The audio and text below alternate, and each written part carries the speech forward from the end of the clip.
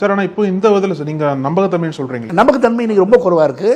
அதுதான் கேட்கணும்னு நினைச்சேன். ஆமாம், இப்போ அந்த பாஜக ஆட்சிக்கு வந்ததுக்கப்புறம் ஒவ்வொரு அந்த சுதந்திரமான அமைப்புகள் இருக்குல்ல, இப்போ சிபிஐயில் ஆரம்பிச்சு இடியில் ஆரம்பிச்சு எல்லாம் சிபிஐ எல்லாமே வந்து வெளிப்படையாக சுதந்திரமான அமைப்புன்னு சொல்லப்பட்டாலும் பாஜக ஆட்சிக்கு வந்ததுக்கப்புறம் இந்த மாதிரி அமைப்புகள் எல்லாம் இப்போ சுப்ரீம் கோர்ட்டே சொன்னாங்க சிபிஐ பார்த்து கேஜ்டு பேரட்டா மாறிடுச்சு, கூண்டு கிளியாக மாறிட்டாங்கன்னு மாதிரி பல விமர்சனம் வைக்கப்பட்டது. அந்த ஒரு விமர்சனமும் தேர்தல் ஆணையம் மீது இருக்கு. ஏன்னா இப்போ இருக்கக்கூடிய தேர்தல் ஆணையம் ஞானேஷ்குமாரோட தேர்வே வந்து பார்த்தீங்கன்னா முன்னாடி இருந்த அந்த குழுவில் உச்சநீதிமன்ற நீதிபதி நீக்கிட்டு தான் பாஜக அவங்களை தேர்வு பண்ணி கொண்டு வராங்க. அந்த அளவுக்கு ஒரு நம்பகத்தன்மை தேர்தல் ஆணையம் மீது குறைஞ்சிட்டே வர சமயத்தில் இவங்களுக்குள்ள ஒருவேளை பாஜக சொல்லி தான் தேர்தல் ஆணையம் செய்யறாங்களா அப்படின்ற சந்தேகம் மக்கள்கிட்ட இருக்குல்ல சார், அதை எப்படி சார் நம்ம புரிஞ்சுக்கிறது? அதான் ஏன்னா இப்போது நீங்கள் ஒரு டிக்டம் உண்டு, அதாவது justice is not only to be done, it is appear to be டன்னுவான்.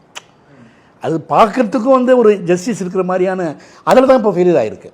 இப்போ நம்ம இப்போ இப்போ ஒரு ஈஸியில் வந்து எல்லாமே எல்லா ஆஃபீஸர்ஸும் அங்கே தான் அவங்க டிக்டேஷன் எடுத்துக்கிறாங்கன்னு நம்ம சொல்ல முடியாது. அதாவது எல்லாம் வந்து இப்போ பிஜேபி தான் அது பின்னால் இருக்குதுன்னு நம்ம சொல்ல முடியாது எல்லாமே. ஆனால் இட் இஸ் அப்பியர்ட், அப்படி தான் இட் அப்பியர்ஸ் லைக் தட். ஏன்னா இவங்களை மட்டும் விட்டுடுறாங்க, இவங்களை மட்டும் தாக்குறாங்க.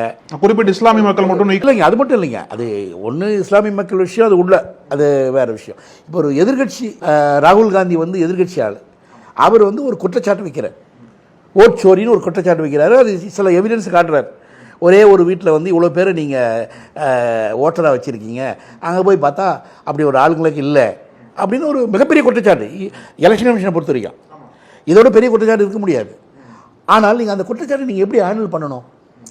எலெக்ஷன் கமிஷன்றது வந்து என்னன்னாக்கா, உங்களுடைய கஸ்டமர்ஸ் யார்? உங்களுடைய கஸ்டமர்ஸ் தான் அரசியல் கட்சிகள் தான். அரசியல் கட்சிகள் வந்து எல்லாம் ஈக்குவல் தான்.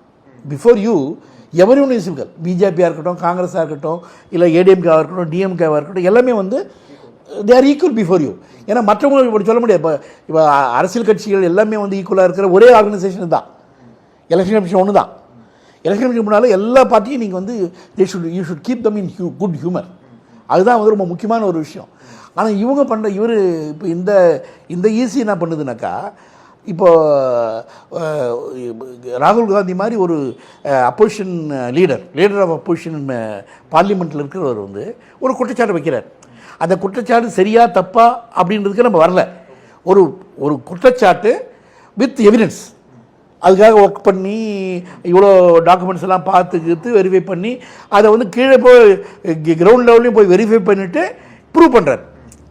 ஸோ அந்த மாதிரி ஒரு குற்றச்சாட்டு வரும்பொழுது ஒரு ஈஸி வந்து நம்பகத்தன்மை அதிகமாகனாக்கா ஈஸி ரொம்ப சுலபமாக ஹேண்டில் பண்ணிக்கலாம்.